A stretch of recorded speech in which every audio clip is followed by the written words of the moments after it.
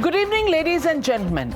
It's a Dharam Sankat for the Congress and its allies. On the one hand, Lord Ram is knocking on the doors. On the other, 14% of Muslim votes are up for grabs in 2024 elections. Will they shun Rajniti and embrace Lord Ram? Or will they keep their sights steadfastly on the vote bank? Here's why they're caught in a complete conundrum. First, let's begin with the Congress. On the one hand, the party is being called out for their U-turn on the hijab issue in Karnataka. On the other, their alliance partner in Kerala has questioned the Congress's stand on Hindutva and the Ram Mandir. IUML has slammed the Congress party in its editorial, accusing it of soft Hindutva. It says that an effort to prevent depletion of Hindu votes in North India is the only reason the Congress is not outrightly rejecting the Ram Mandir invitation. After the hijab issue, this is the second time the Congress finds itself between a rock and a hard place in relation to the so-called Muslim vote. Here's what the Samasta mouthpiece has said. It says it is the soft Hindutva approach of the Congress party that has taken the party, which ruled the country for 36 years, to the present situation. It also mentions how then MP CM, Madhya Pradesh CM Kamal Nath sent 11 silver bricks for the Ram temple, sought the blessings of Hindu saints and announced a large Hanuman temple, and yet was trounced by the BJP's so-called extreme Hindutva. The only one singled out for praise was the left parties. It says leaders like CPM General Secretary Sitaram Yechuri have the wisdom to understand that the January 22nd ceremony is a litmus test to convert India into a Hindu Rashtra. Hence, Yechuri has shown the courage to openly state that he would not take part in the event. The secular democratic people of the country expect that courage and tenacity from Congress leaders like Sonia Gandhi. Interestingly, all of these parties quibbling over the Mandir invite, the IUML, Congress and the left are part of the India alliance. Watch how today they are at each other's throats. അത്തരം കാര്യങ്ങളിലൊക്കെ India മുന്നണിക്ക് കൃത്യമായ stand ഉണ്ടാവും. ഒരു കൂടിയിരുന്ന് ആലോചിച്ച് തീരുമാനിക്കും. ഞങ്ങളതിൽ പങ്കാളികളാണല്ലോ. അല്ല, നമുക്ക് ആലോചിക്കാനും പറയാനുള്ള കഴിവും പ്രാപ്തിയും ഒക്കെ കോൺഗ്രസിനില്ല. അവരുടെ മറുപടി അവർ പറയും. അവർ പറയട്ടെ. അവരെ മറുപടി വന്നതിന് ശേഷം മുസ്ലിം ലീഗ് പ്രതികരിക്കും. See, it's a confusion not merely about whether to attend or not. It's basically a political and ideological confusion. It's related to their political and ideological position towards communalism in general and Hindutva in particular. So this confusion has been there all along in the history. യുപിയിൽ നയിക്കുന്ന സമാജ്വാദി പാർട്ടിയാണ്. ആ Samajwadi party പങ്കെടുക്കുന്ന പ്രഖ്യാപിച്ചു കഴിഞ്ഞു. അതോടൊപ്പം തന്നെ ഉദ്ധവ് താക്കറെ വിഭാഗം ശിവസേനയും പങ്കെടുക്കുന്നുണ്ട്. ഇപ്പോൾ കോൺഗ്രസ്സിന് പാർട്ടിക്കുള്ളിലും ഇന്ത്യ മുന്നണിയിലെ കക്ഷികളുമായിട്ടും കൂടിയാലോചിച്ച് ഉചിതമായൊരു തീരുമാനം പാർട്ടിയുടെ ദേശീയ നേതൃത്വം സ്വീകരിക്കും. അതിൽ കേരളത്തിലെ പാർട്ടിയുടെ വികാരം ഞങ്ങൾ ശ്രീ KC വേണുഗോപാലിനെ അറിയിച്ചിട്ടുണ്ട്. ഒരു കാരണവശാലും അതിൽ പങ്കെടുക്കരുതെന്നാണ് കേരളത്തിലെ പാർട്ടി നേതൃത്വത്തിൻ്റെ തീരുമാനം. But why is the Congress just so baffled after its own ally, the IUML, has attacked it? Watch how the Congress's allies have often walked away with the Muslim votes when given an option. In Uttar Pradesh, during the 2019 Lok Sabha election, 73% of the Muslims voted for the Samajwadi Party and the BSP, and only 5% Muslims voted for the Congress. In West Bengal, 70% of the Muslims have voted for the Trinamool Congress, and only 12% of the Muslims voted for the Congress in 2019. In Telangana, 43% of the Muslim vote came into the BRS and 42% Muslims voted for the Congress. So even Stevens, but this time the victory in Telangana, the Congress has got a lion's share. So the only place where the Congress managed to tap into the minority vote bank was in Kerala with the IUML support. Watch how Owaisi had said, crediting Rahul Gandhi's victory to the IUML. Listen in. Wayanad इसलिए जीते क्योंकि मुस्लिम league वहां पर 35% मुस्लिम vote Dalai Rahul Gandhi को। असल भारत की सियासत की हकीकत यह है, और इसी मैं जो प्रूव करना चाह रहा था, आप प्रूव कर दिए उस बात को कि कांग्रेस पार्टी के पास अगर कोई वोटर बचा है तो मुसलमान बचा है। इसीलिए कांग्रेस पार्टी नहीं चाहती कि MIM पार्टी एक लीडरशिप की जो बात कर रही है, माइनॉरिटीज की एम्पावरमेंट की, वो उनसे परेशान होते हैं। Now watch the varying shades of Astha when it comes to Uddhav Sena, caught between their saffron past and their secular present. Uddhav Thackeray's general first takes credit for the Ram Mandir, and then he says the BJP has kidnapped Ram Lalla, and then he dismisses the consecration ceremony as a jumla, an event hijacked by the BJP where Lord Ram has been kidnapped by the BJP. प्रत्येक वेळेला ते रामलल्लाच्या नावानं मतं मागतात, हां, जणू का राम मंदिराची मालकी यांच्याकडेच आहे अशा पद्धतीनं ते त्यांचं राजकारण सुरू आहे. मग त्यांची प्रॉपर्टी आहे का, हा एक प्रश्न आहे. रामलल्लाच्या मंदिरासाठी सगळ्यात पहिली मोठं दान जर कोणी दिलं असेल तर शिवसेनेने दिलं आहे. अयोध्येत जाऊन उद्धव ठाकरे यांनी शिवसेनेच्या वतीनं 1 कोटी रुपये दिले. सरकार है बीजेपी की यूपी में और दिल्ली में, तो मुझे लगता है प्रभु श्री राम को एक तरह से किडनैप कर दिया है. तो हम क्या बैठे हैं क्या इनविटेशन का इंतजार करके? ये चुनाव का जुमला है, अब उनको कौन रोकेगा? तो जो करना उनको कर दीजिए. तो इनविटेशन की बात है, आपको आया क्या, आपको नहीं आया क्या, क्या करना है भाई? ये बीजेपी एक अपना खुद का उत्सव और प्रचार या सभा रैली ये कर रही है, उसमें पवित्रता कहाँ है? तो सर आप लोग उसके बाद जाएंगे? जरूर जाएंगे, क्यों नहीं जाएंगे? बीजेपी का कार्यक्रम खत्म होने के बाद जाएंगे. And finally, the Samajwadi Party. Under Mulayam Singh Yadav's tenure in 1990, 28 car sevaks were killed in police firing, something that Mulayam Singh later justified in the name of restoring peace in Ayodhya.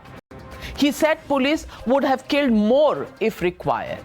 Today, watch his family and party saying Ram Mandir is for all.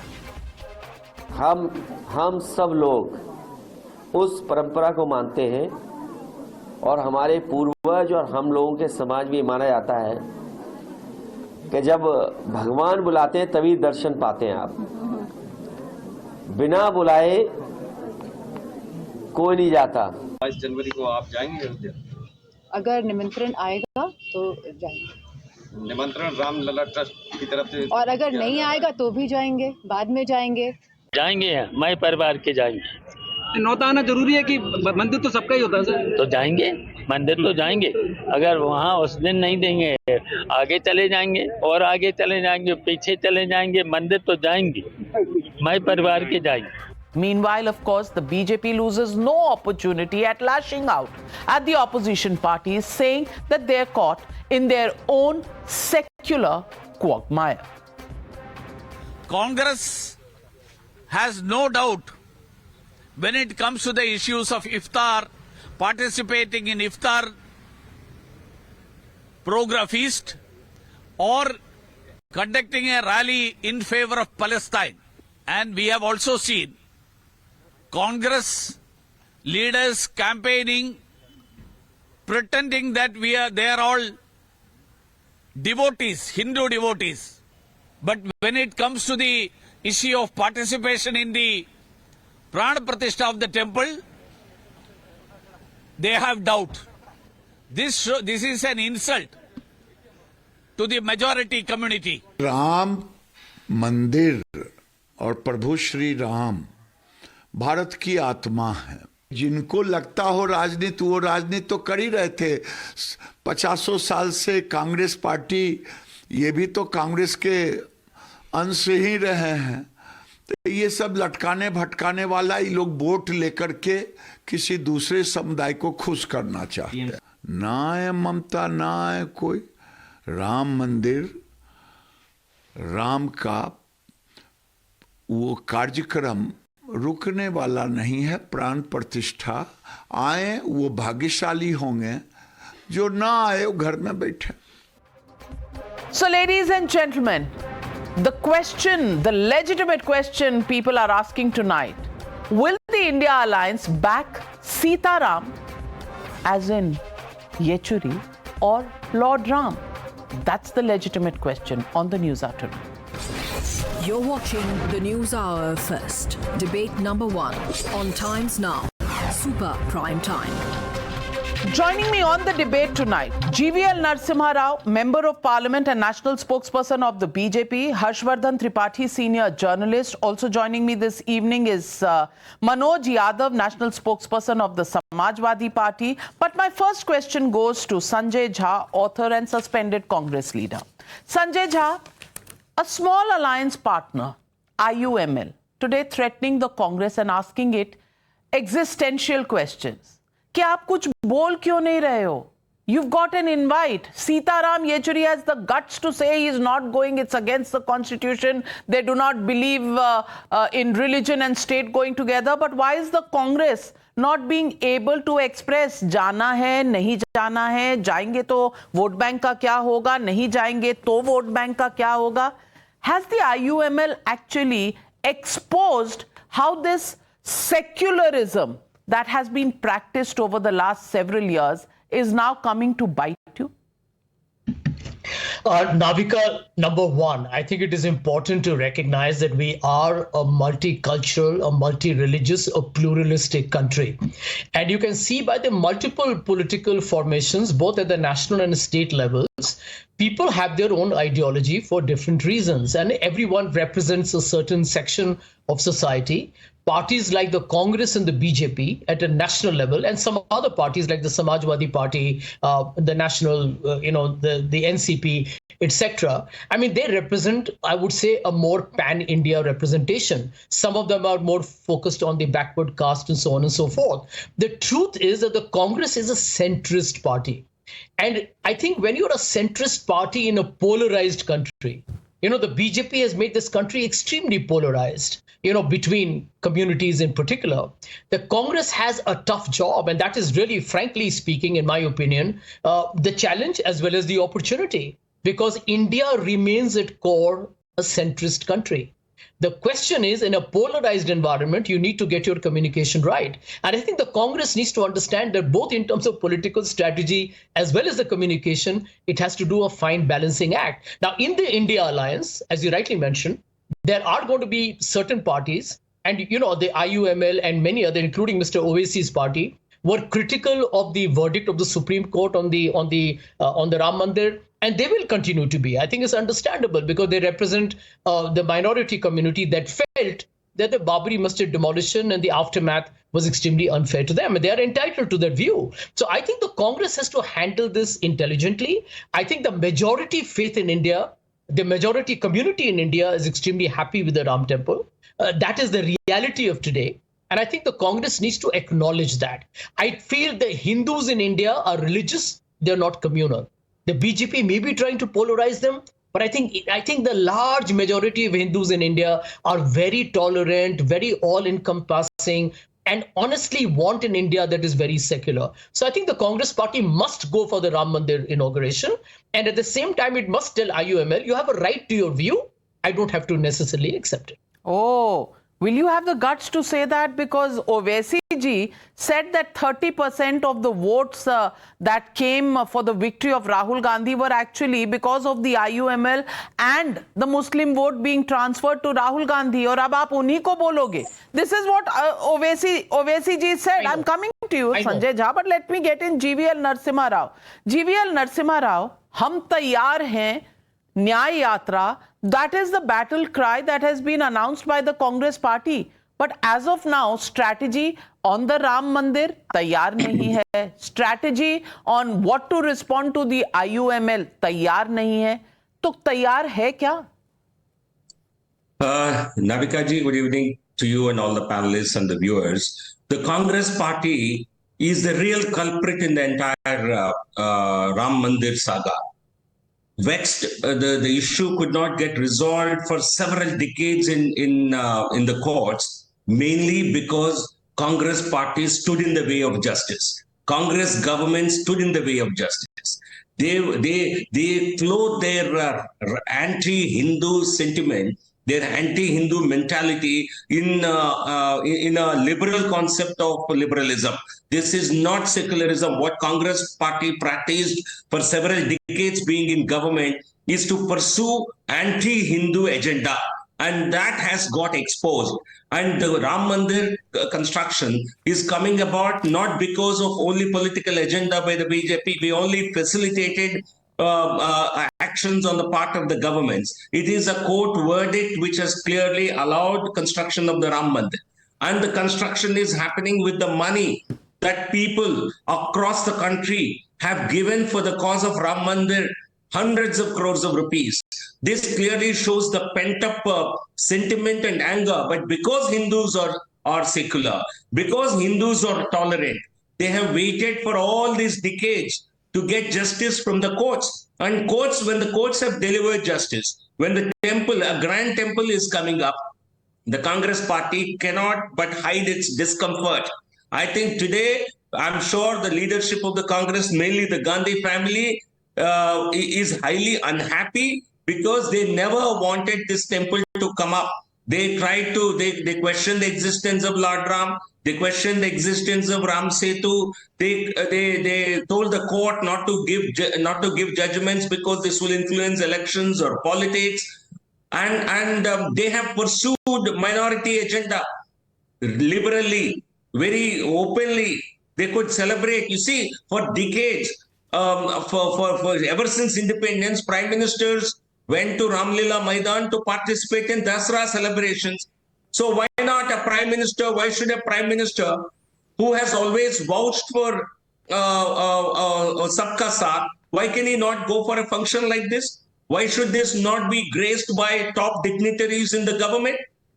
How can you say you have held iftars? Sonia Gandhi held iftars at her residence. Rashtrapati ji during UPA government held iftars at their residence. All that was okay.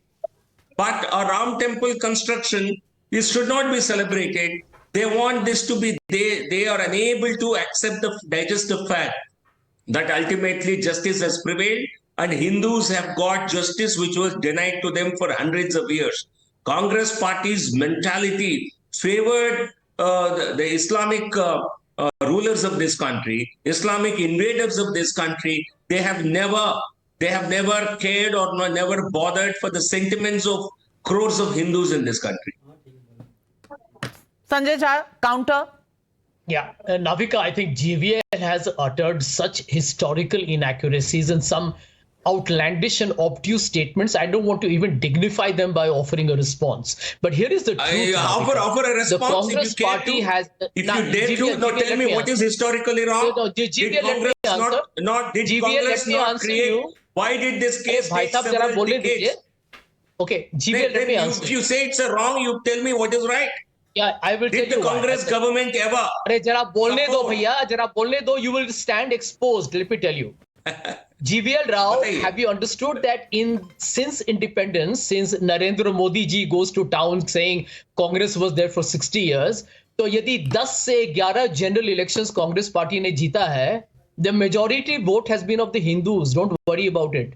In Himachal and Karnataka, the minority population is very small. It's the Hindus who have voted for the Congress. So stop trying to polarize India. Stop trying to mislead the Hindus of India. They don't believe in your nonsensical. It's true. Congress governments paid no heed in secularism when it came to iftar parties and Hajj subsidies. But suddenly things going to temples or going for the consecration of Lord Ram can create a secular question. There's no doubt about it. So which part of the allegation being made by GVL Narasimha is Rao? I don't know, Sanjay Jha. And the fact is that the Congress party is confused on its stand today. Hum taiyar hai is all very well when you want to put a slogan out there, but hum taiyar nahi hai kyunki hamare paas jawab nahi hai.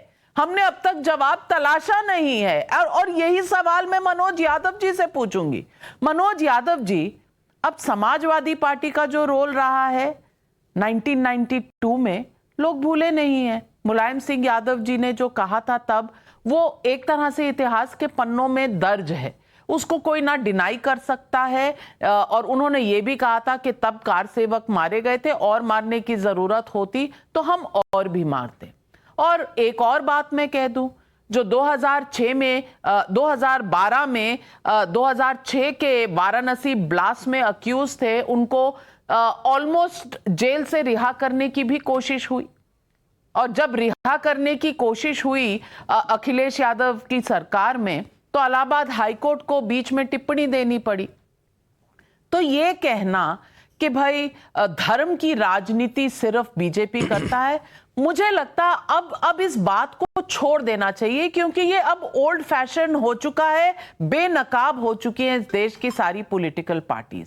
सवाल ये है कि क्या India alliance, जहां CPM भी है जिन्होंने मना कर दिया है नहीं जाएंगे, जहां आईयूएमएल भी है जो सवाल आज पूछ रहे हैं, इस पर India alliance, Samajwadi party, Congress का स्टैंड क्या है?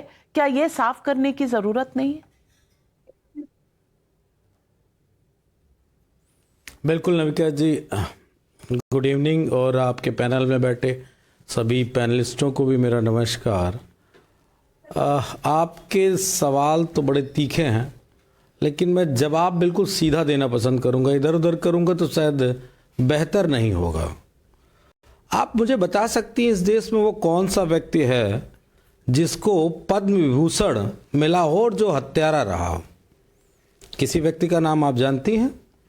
पहेलियां अगर आपको पूछनी है मेरे तो हिसाब से पॉलिटिकल ओपोनेंट से पूछिए। मैं तो बिल्कुल सीधे ही कह रहा हूं, किसी हत्यारे व्यक्ति को पद्म विभूषण आज तक भारत सरकार ने नहीं दिया। आदरणीय नेताजी को पद्म विभूषण मिला है और भारत रत्न की मांग है। बीजेपी के किसी नेता को, अटल बिहारी वाजपेयी जी को अगर छोड़ दीजिए, तो किसी को भारत रत्न नहीं मिला है। उनके जन्म से लेकर और अब तक बुजुर्ग बीजेपी तक किसी को नहीं मिला।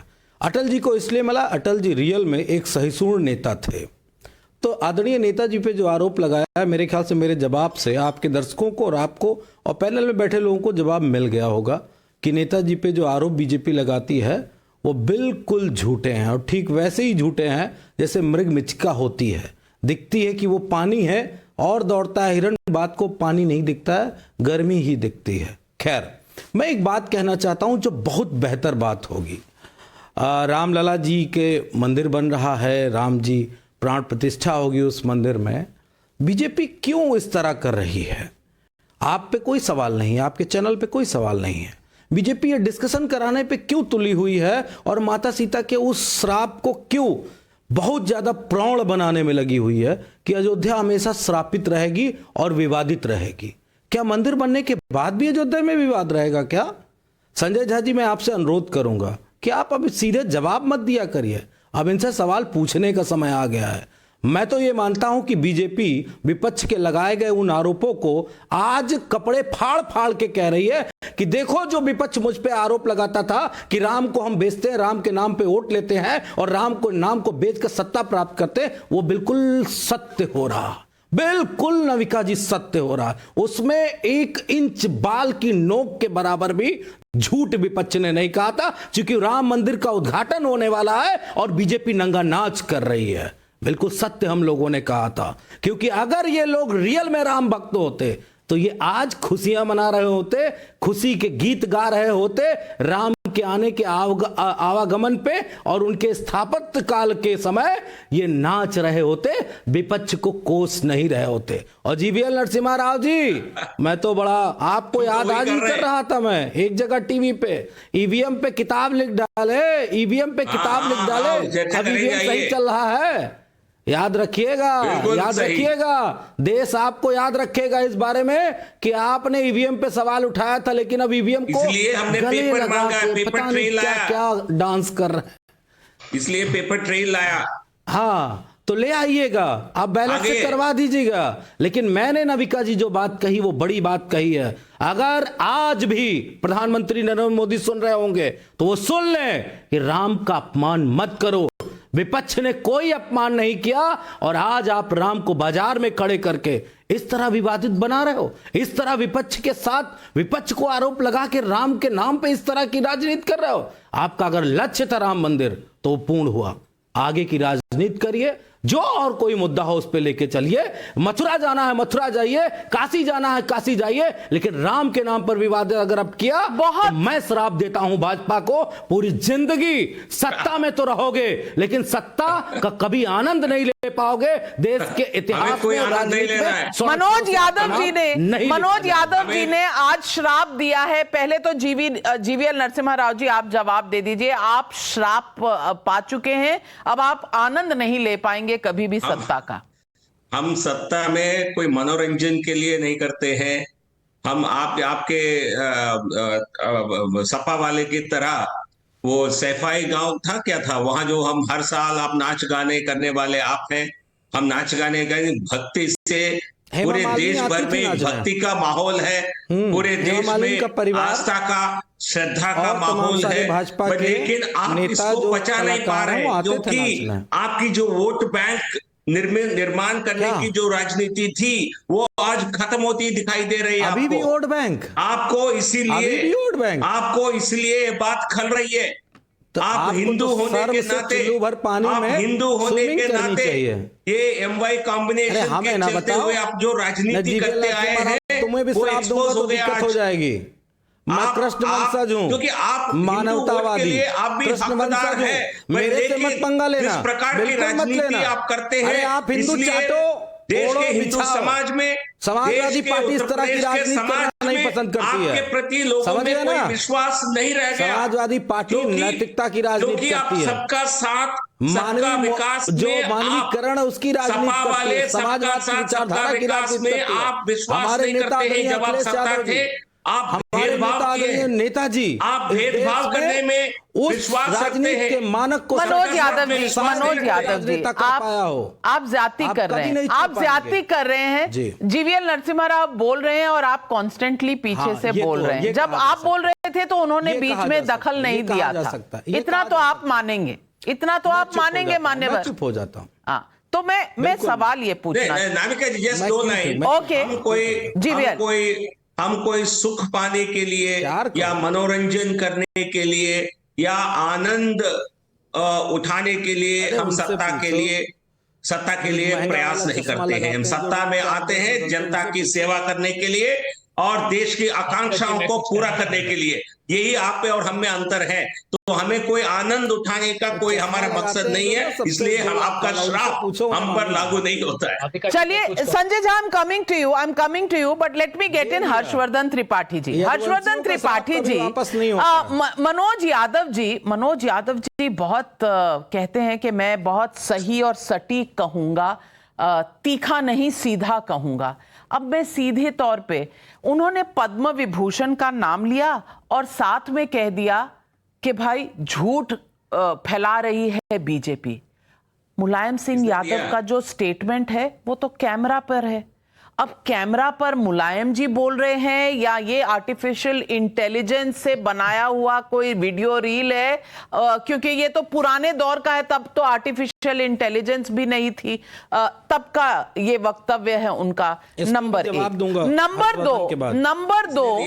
नंबर दो सवाल, और बीच में मनोज यादव जी आपने एक बात कही जिस पर मुझे थोड़ी ऑब्जेक्शन है। आपने हेमा मालिनी जी का नाम लिया और नृत्य जो उन्होंने मथुरा में, मुझे लगता है उसी के बारे में आपने कहा।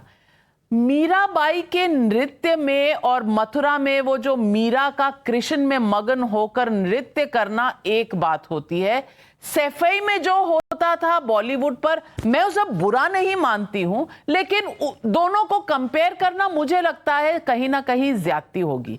लेकिन हर्षवर्धन त्रिपाठी जी, सवाल ये है कि एक तरफ मुलायम सिंह यादव जी को कहा जा रहा है कि ऐसा वो निर्दोष थे और दूसरी तरफ आईयूएमएल आज सवाल खड़ा कर रही है, तो कह रहे हैं राजनीति और इस तरह की भावना बीजेपी प्रकट कर रही है। आईयूएमएल ने कहा और तृणमूल कांग्रेस कहती है आपने राम को एजेंट बना लिया है। संजय राउत जो इनकी अलायंस के पार्टनर है वो कहते हैं किडनैप हो गए राम लला, बीजेपी ने कुछ किया नहीं। सीताराम येचुरी कह रहे हैं कि हम तो धर्म में मानते ही नहीं, हम अपॉइंटमेंट देते हैं, निमंत्रण दो, फिर हम उसके बाद आपको मना करेंगे और तमाम तरह की चीजें सुनाएंगे जिससे अपमान हो। और राजनीति बीजेपी कर रही है। समझ मुझे तो नहीं आया, क्या आपको आया? नविका जी, सबसे पहले तो ये कहो कि आपकी बहस में इस तरह से नहीं होता जिस तरह की रनिंग कमेंट्री आज मनोज जी ने की है। क्योंकि हुआ क्या कि ना हम मनोज जी को सुन पाए उस दौरान और ना जीवीएल को सुन पाए। दोनों की बात समझ में नहीं आई और मुझे लगता है कि ये तरीका भी ठीक नहीं है, बड़ी अभद्रता होती है ये। क्योंकि आप ठीक है, आपको जो भी तर्क देना है, जब कोई बोल दे तो उसके बाद बोलिए। इस तरह से बीच बीच में बोलते रहना समझ में कुछ नहीं आता। मैं बड़ा ध्यान लगा के सुनने की कोशिश कर रहा था। पहला वाला हिस्सा तो दोनों का समझ में आया, दूसरा जब दोनों बोल रहे थे कुछ नहीं समझ में आया। तो ये नहीं करना चाहिए, ये अच्छा नहीं है। मेरा निवेदन है कि मत किया कीजिए। आप बहुत तर्क लेके आते हैं, बहुत तीखा बोलते हैं, लेकिन ये तरीका आपके तीखेपन को कड़वाहट में बदल देता है। डिबेट कड़वाहट के लिए नहीं होती। अब सबसे जो महत्वपूर्ण बात है, आपने जो दोनों सवाल नविका जी किए, मैं वहीं से शुरू करूंगा। सर्वोच्च इलाहाबाद उच्च न्यायालय ने क्या कहा था जानती हैं? उन्होंने कहा था अखिलेश यादव के लिए कि जिस तरह से आप आतंकवादियों को छोड़ने की पैरवी कर रहे हैं, इसमें तो आप इनको पद्म भूषण और पद्म विभूषण भी दे देंगे। अब मुझे लगता है कि मेरी टिप्पणी सही जगह पहुंच गई होगी। आतंकवादियों को आप पद्म भूषण और पद्म विभूषण भी देंगे, ये अखिलेश यादव के लिए इलाहाबाद उच्च न्यायालय ने कहा था वाराणसी बम धमाकों के आरोपियों को छोड़ने के लिए, जो बाद में दोषी भी हुए, आरोपी नहीं दोषी हो गए। अब दूसरी बात, जब आप कहते हैं कि आगे की राजनीति करें, राम सबके हैं, कृष्ण सबके हैं, शिव सबके हैं, किसी एक के न तो थे, न भाजपा की ठेकेदारी है, न राष्ट्रीय स्वयंसेवक संघ की ठेकेदारी है, न विश्व हिंदू परिषद की ठेकेदारी है, न किसी पार्टी की ठेकेदारी। लेकिन क्या कार सेवकों पर गोली चली थी, इसको लोग भूल जाएंगे? क्या कार सेवक जिंदा मार दिए गए थे, वो लोग भूल जाएंगे? और अगर ये तथ्य नहीं है तो आप कुछ भी कर दीजिए, आप श्राप दे दीजिए और कुछ कर दीजिए, लेकिन गोली से कार सेवक मारे गए थे। दूसरी बात, क्या इसके लिए जो 500 साल की लड़ाई है, जब से अगर हमको ध्यान में है, जिसको हम कहते हैं कि संविधान के दायरे में, वो लड़ाई क्या विश्व हिंदू परिषद, राष्ट्रीय स्वयंसेवक संघ ने नहीं लड़ी? लड़ी। सबसे ज्यादा किसने बलिदान किया? उन्हीं लोगों ने किया। तीसरी बात, क्या देश में कोई और पार्टी है? ये तथ्य के तौर पर मैं कह रहा हूं, अगर तथ्य झुटला पाइएगा तो जवाब दीजिएगा, नहीं तो दूसरी बात करिएगा। 1989 के पालमपुर अधिवेशन से आज तक भारतीय जनता पार्टी के अलावा कोई पार्टी है जिसके एजेंडे में राम मंदिर रहा हो?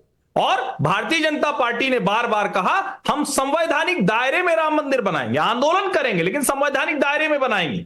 और जब सर्वोच्च न्यायालय कहता है तो संजय झा जी कह रहे थे कि इस देश का समाज वो कोई एकांगी समाज नहीं है, अलग अलग तरह के लोग हैं। उसका सम्मान देखिए संजय जी, इस देश की विशेषता देखिए। सर्वोच्च न्यायालय ने कहा 5 एकड़ मस्जिद के लिए देंगे, अयोध्या में ही दिया है, लेकिन इस देश के हिंदू ने नहीं कहा बाबर आक्रमणकारी था। बाबर हिंदुओं के मंदिरों को तोड़कर आनंदित होता था। कुछ लोगों की बाबर में आस्था है, तो हिंदुओं ने कभी नहीं कहा। हिंदुओं ने कहा ठीक है भाई, यही समाधान का रास्ता, हमारे राम की जमीन हमको मिल गई, रामलला सबके हैं, वो सिर्फ हमारे नहीं है, वो मनोज यादव के भी हैं, संजय झा के भी हैं, जीवीएल के भी हैं, नविका जी के भी हैं। लेकिन अगर कोई ये कहे कि सब पुरानी बातें भूलकर राजनीति आगे करें और साथ में ये भी बताए कि भारतीय जनता पार्टी राजनीति कर रही है, तो फिर तो राजनीति होगी और जनता तथ्य के आधार पर जवाब भी देगी। संजय झा 30 सेकंड काउंटर, फिर मनोज यादव जी आपका। नाविका जी देखिए, आज बहुत दिनों के बाद एक भाजपा के प्रवक्ता मेरे मित्र नरसिम्हा राव जी ने एक सच बात कहा। उन्होंने कहा, एंड इट्स ऑन रिकॉर्ड, कि following the Supreme Court judgement the commencement of the Ram temple began. ये सच्चाई है और नरसिम्हा राव जी आपको मैं सराहता हूं। इसीलिए मैं आपको ये प्रश्न पूछना चाहूंगा, जब आप खुद मानते हैं कि ये सुप्रीम कोर्ट उच्चतम न्यायालय का फैसला था जिस पर मतभेद था, लोगों में दो राय थी, दो नजरिया थी, एक बार फैसला आ गया, तो आपसे मैं ये पूछना चाहूंगा कि जब आप खुद मान रहे हैं, और मैं आपको बधाई देना चाहूंगा कि उच्चतम न्यायालय का फैसला है, तो आप उस पर राजनीति क्यों कर रहे हैं? ये राम टेम्पल ट्रस्ट जो है, उसमें आपको भाजपा को कुछ लेना देना नहीं है। भगवान राम हम सबके हैं। जीवीएल नरसिम्हा राव, समय बहुत कम है, 30 second GVL. you appropriating No, the Ram I find it really strange when Ram temple issue, justice for the devotees of Lord Ram has been a political issue. You have raised it. Shilanyas was done during the Rajiv Gandhi tenure. Why was the temple locks open? This would have been left to the Dharmacharyas or to the Hindi religious people. Obviously, government were involved. Well answered. तब अगर ताले खुले तो Rajiv Gandhi, court का verdict हो तब राजीव गांधी खोले, अब कोर्ट का वर्डिक्ट हो तो मोदी क्यों जाए? सवाल यही है. Problem in this whole thing is who is politicizing it? People, if they were not invited, there would have been a hue and cry that nobody is issuing invitations. If they are invited, it is becoming a political show. If IUML asks the Congress party a question, the diversion is to the BJP. The question is, the India alliance, जो तैयार है, तय उसे करना है. हम तैयार हैं, लेकिन आप ही के पार्टनर पूछ रहे हैं सवाल. अब सवाल है, तो पोजीशन लीजिए. हाँ कहने का भी आपको हक है, ना कहने का भी आपको हक है. लेकिन कुछ ना बोलना क्या दर्शाता है? What does it show when somebody is silent? That is the question. That it is a conundrum. It is a web which the Congress party and the India alliance partners have been caught in. Can they come out of this? Can they come out of the political question of their vote banks when they ask the BJP the political question of politicizing Ram? That is the question.